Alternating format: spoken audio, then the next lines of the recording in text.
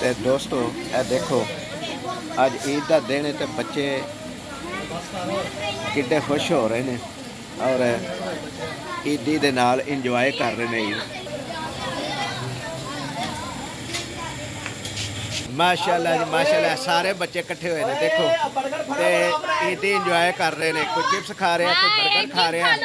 हाँ जी हाँ जी माशाल्लाह। तो दोस्तों देखो अभी खाने लगे देखियो आ खाए देखो कांदे में अपनी देखो खाने बाद देखो ए देखो एडा भी बंदा खलोता है और साडा पहलवान भी खलोता है। हाँ जी माशाल्लाह जी माशाल्लाह रौनक लग गई है बच्चों की।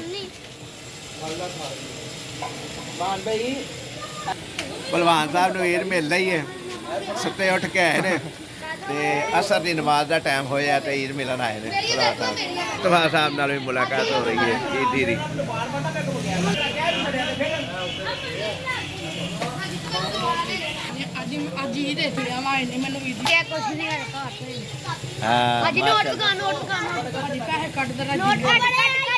की मिले ईदी नहीं मिली है?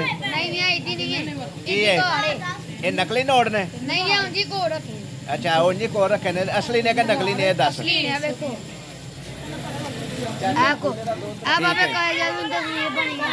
है।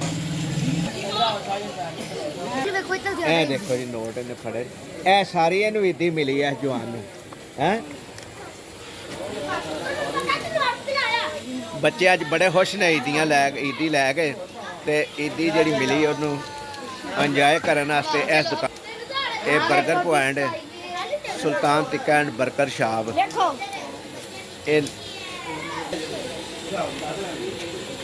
माशाल्लाह माशाल्लाह जी माशाल्लाह। हैं तेरे कोल खोए नकली ने? नहीं असली ने।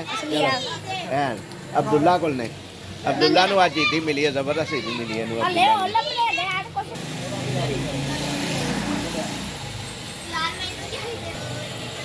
माशाल्लाह जी ईद उल फितर का दिन है और अद्धा दिन गुजर चुके हैं लेकिन रौनक अजे तक खत्म नहीं हुई।